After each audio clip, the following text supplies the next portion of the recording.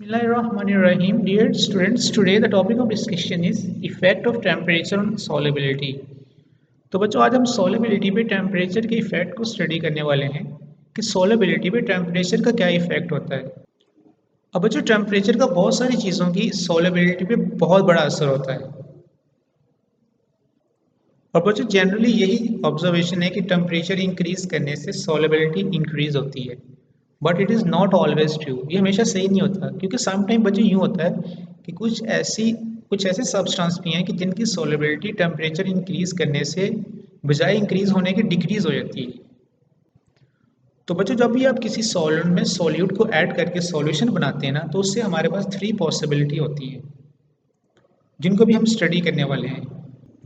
बच्चों first possibility है heat is absorb,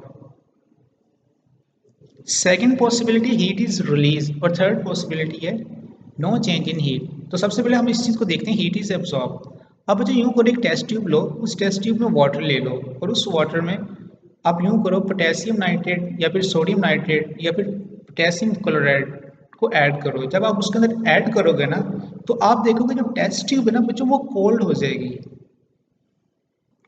और बच्चों इस तरह के प्रोसेस को हम नाम देते हैं एंडोथर्मिक प्रोसेस का, कि जिन प्रोसेसेस में हीट जो है ना वो एब्जॉर्ब हो, ठीक है, उनको हम कहते हैं endothermic process. When salts like KNO3, potassium nitrate, sodium nitrate and potassium chloride are added in water the test tube becomes cold. जो टेस्ट ट्यूब है बच्चों वो कोल्ड हो जाएगी। अब इसका ये मीनिंग है कि ड्यूरिंग डिसोल्यूशन प्रोसेस के डिसोल्यूशन प्रोसेस के दौरान जो है ना हीट बच्चों एब्जॉर्ब होगी और इस तरह के डिसॉल्विंग प्रोसेस को हम नाम देते हैं एंडोथर्मिक प्रोसेस का।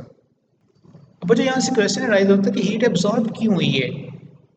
कि आपने टेस्ट ट्यूब ली, टेस्ट ट्यूब में वाटर लिया, टेस्ट ट्यूब में वाटर डालने के बाद आपने उसके अंदर पोटेशियम नाइट्रेट डाल दिया तो वो टेस्ट ट्यूब ठंडी होगी। इट मीन के उसने सराउंडिंग से हीट को एब्जॉर्ब किया। अब वो सराउंडिंग से उसने हीट को एब्जॉर्ब क्यों किया, वो ठंडी क्यों हुई टेस्ट ट्यूब। अब बच्चों हीट जो है ना इसी वजह से एब्जॉर्ब हुई है क्योंकि जो सॉल्यूट के जो आयंस थे ना उन आयंस के दरमियान जो अट्रैक्टिव फोर्सेस थी उन अट्रैक्टिव फोर्सेस को ब्रेक करने के लिए हमें हीट रिक्वायर्ड थी। क्लियर। अब ये वाली जो हीट की जो रिक्वायरमेंट है ना इसको फुलफिल करते हैं सराउंडिंग के मॉलिक्यूल, जिसके रिजल्ट में जो होता है जो बच्चों टेम्परेचर होता है ना वो फॉल डाउन कर जाता है और टेस्ट ट्यूब जो ना वो ठंडी हो जाती है। अब बच्चों इस तरह के जो सॉल्यूट होते हैं ना इन सॉल्यूट की जो सॉलेबिलिटी है वो टेम्परेचर के इंक्रीज करने से इंक्रीज होती है। Solubility usually increase with the increase in temperature for such solute. कौन कौन से सॉल्यूट, जैसे फॉर एग्जांपल पोटेशियम नाइट्रेट है, सोडियम नाइट्रेट है एंड पोटेशियम क्लोराइड है। अब बच्चों second possibility heat is given out. On the other hand, when salts like lithium sulfate and cesium sulfate are dissolved in water, the test tube becomes warm. अब बच्चों जैसे अगर आप lithium sulphate या फिर सीथियम सल्फेट को वाटर में dissolve करो ना तो जो टेस्ट ट्यूब है वो वार्म हो जाती है। इट मीन कि जब डिसोल्यूशन का प्रोसेस हुआ है ना तो डिसोल्यूशन के प्रोसेस में हीट जो है ना वो रिलीज हुई है। तो इस तरह के बच्चों प्रोसेस को हम नाम देते हैं एक्सोथर्मिक प्रोसेस।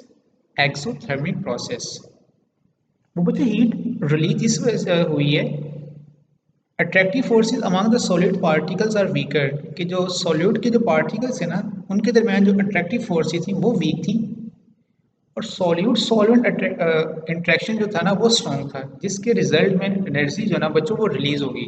और इस तरह के जो सॉल्यूट होते हैं ना इनकी जो सोलेबिलिटी है वो टेम्परेचर के इंक्रीज करने से डिक्रीज हो जाती है। और बच्चों लास्ट जो है पॉसिबिलिटी वो ये है कि नो चेंज इन हीट, कि हीट में कोई चेंज नहीं आएगा। In some cases during dissolution process neither the heat is absorb nor is release, के कुछ ऐसे केसेस भी होते हैं जिसमें हीट ना तो एब्जॉर्ब होती है और ना ही रिलीज होती है। ठीक है, जैसे फॉर एग्जाम्पल जब आप सोडियम क्लोराइड को वाटर में डालो तो उसका जो टेम्परेचर है वो कांस्टेंट रहता है, ठीक है, वो कम या ज़्यादा नहीं होता। In such case temperature has minimum effect of solubility. तो इस तरह के केसेस में जो टेम्परेचर है उसका बहुत ही कम इफेक्ट होता है सॉलेबिलिटी।